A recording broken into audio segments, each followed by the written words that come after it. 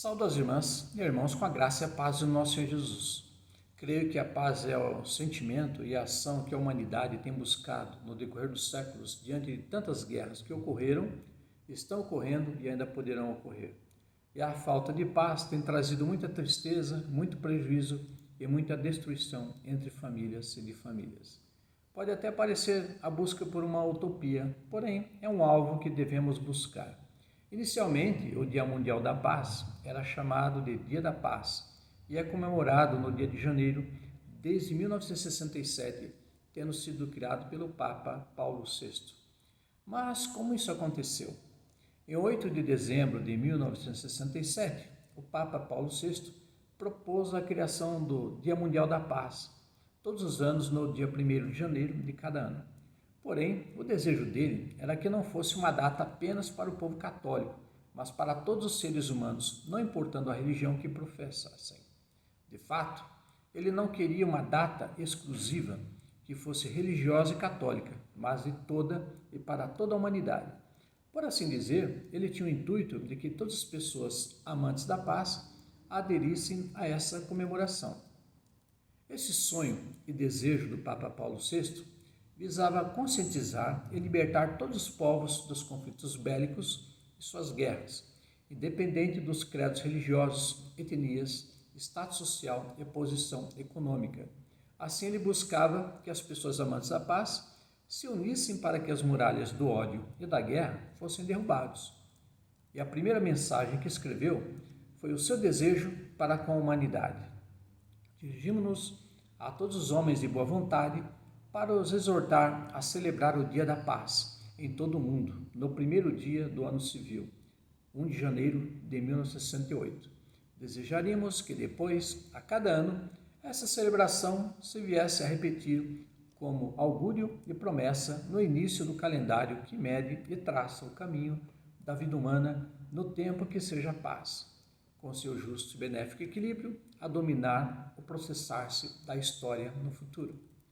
Ele ainda completou o seu sonho, desejando que se tornasse concreto com o que segue. A Igreja Católica, com a intenção de servir e de dar exemplo, pretende simplesmente lançar a ideia, com a esperança de que ela venha não só a receber o mais amplo consenso no mundo civil, mas que também encontre por toda parte muitos promotores, há um tempo avisados e audazes, para poderem imprimir ao Dia da Paz, a celebrar-se nas calendas de cada novo ano, caráter sincero e forte de uma humanidade consciente e liberta dos seus tristes e fatais conflitos bélicos, que quer dar à história do mundo um devir mais feliz, ordenado e civil. Mas, em relação a esse tema, temos algo na Bíblia? Sim. Comecemos com o texto de João 16, 32 a 33. Eis que chega a hora e já se aproxima em que vós sereis dispersos, cada um para a sua parte, e me deixarás só, mas não estou só, porque o Pai está comigo. Eu disse essas coisas para que em mim vocês tenham paz. Neste mundo vocês terão aflições, contudo, tenham ânimo, eu venci o mundo. Observamos que Jesus alerta os seus discípulos que chegaria tempos em que faltaria a paz por causa de perseguições, opressões, zombarias, ameaças e outras atitudes malévolas. Mas, diante desses momentos difíceis, eles deveriam aguentar firme, crer, viver e sobreviver. O mesmo acontece hoje, e essa paz espírito interior reflete no exterior. Por isso, essa paz deve ser buscada e praticada. Certa vez, eu ouvi um conto que dizia que houve um concurso de pinturas em que participantes deveriam pintar um quadro que refletisse a paz. No final, 2 disputaram o prêmio e pareciam idênticos. Entretanto, tinha uma nítida diferença entre ambos. Um tinha o céu azul, as árvores verdes, as gramas verdes, um lago azulado e calmo, uma casa com uma chaminé e fumaça saindo. E numa das árvores tinha um ninho no qual a mãe dos passarinhos alimentava 3 filhotes.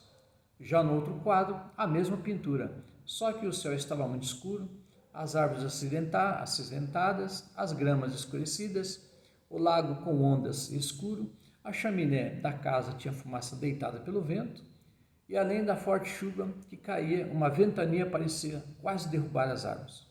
E numa dessas árvores, a mãe passarinho também alimentava seus 3 filhotes. Foi quando um dos juízes perguntou a respeito desse quadro sobre onde estava a paz. E o pintor disse: dentro do ninho, a mãe passarinho só se preocupa em alimentar seus 3 filhotes, pois o que ocorre ao redor não lhe afeta. Essa é a paz que Jesus quis passar aos seus discípulos e a nós também. No próximo relato, Jesus faz uma denúncia a respeito da paz.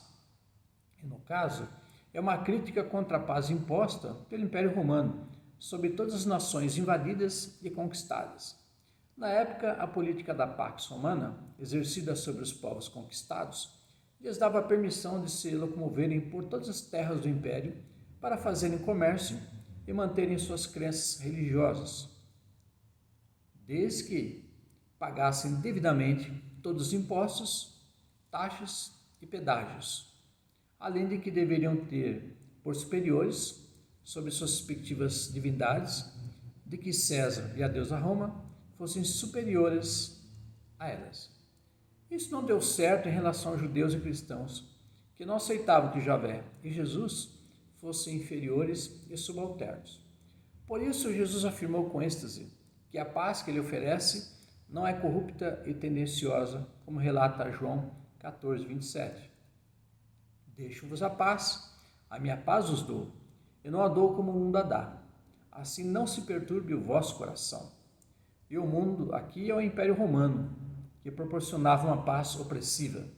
E isso não é paz, é imposição possibilitada pela guerra da invasão e agora do controle sobre as nações. Em sua grande preocupação para com a humanidade, Jesus enfatizou que quem quiser ser chamado de filho e filha de Deus deve se tornar uma pessoa pacificadora ao praticar e se esforçar para que a paz seja buscada. É claro que para evitar guerras e outras situações que levem prejuízos para a humanidade, o alvo a ser buscado é a paz. Porém, paz inicialmente nas mentes e nos corações, e depois no agir para não chegar ao que ocorreu, está acontecendo e poderá acontecer. É o relato de Mateus 5,9, que nos instrui: bem-aventurados os pacificadores, porque sejam chamados filhos de Deus e também filhas de Deus.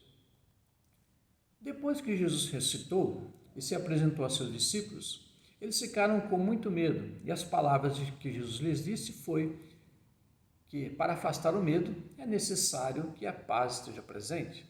Observemos o texto de João 20, 19 e 21. Chegada, pois, a tarde daquele dia, o primeiro da semana, encerradas as portas onde os discípulos, com medo dos judeus, se tinham juntado, chegou Jesus e pôs-se no meio deles e disse-lhes: paz seja convosco. E dizendo isto, mostrou-lhes as suas mãos e o lado, de sorte que os discípulos se alegraram vendo o Senhor. Disse-lhes, pois, Jesus outra vez: paz seja convosco. Assim como o Pai me enviou, também eu vos envio a vós.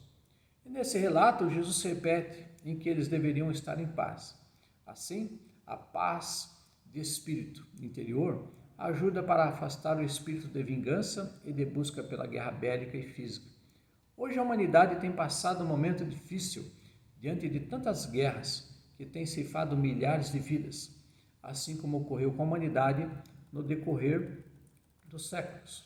E há quem busca a guerra para obter algo, se utilizando dela com segundas intenções, ao mesmo tempo em que a grande maioria busca pela paz.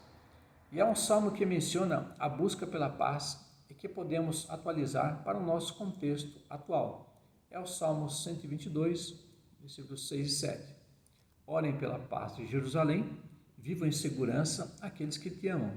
Haja paz dentro dos teus muros e segurança nas tuas cidadelas. Dessa forma, podemos atualizar a parte A do versículo 6 para: orem pela paz no mundo. É claro que quem ora, em seguida realiza uma ação. Daí, ora e age. Não fica na passividade e preso a uma área de conforto. No livro de Números 6, 24 a 26, observamos no relato a bênção sacerdotal que enfatiza a necessidade de ter a paz como ação essencial na existência humana, na época, hoje e para sempre. Vejamos o texto. O Senhor te abençoe e te guarde. O Senhor faça resplandecer o seu rosto sobre ti e tenha misericórdia de ti. O Senhor sobre ti levante seu rosto e te dê a paz. Dessa forma, desde mais de 2000 anos, a paz, a busca por ela e a sua manutenção é uma realidade imperiosa para a humanidade. E como membros da Igreja Terrena de Jesus, devemos vivê-la e praticá-la. Deus conta conosco. Não é fácil, mas a palavra de Deus não afirma que isso seja impossível. A seguir, temos a carta endereçada para a cidade de Colossos, no qual há a menção de que a paz deve ser o alvo mais desejado para a igreja que serve no mundo. Vejamos o texto em Colossenses 3,15. Que a paz de Jesus Cristo seja o juiz em seu coração, visto que vocês foram chamados para viverem em paz, como membros de um só corpo, e sejam agradecidos.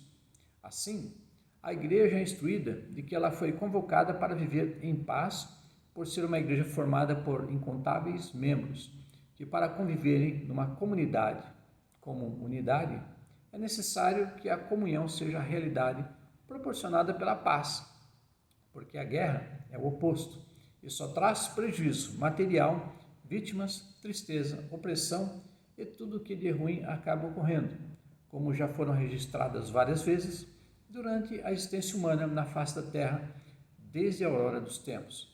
E que Deus abençoe em nossa busca pela paz e na proclamação dela de todas as formas possíveis para nós como igreja de servos e servas que servem a igreja. Amém.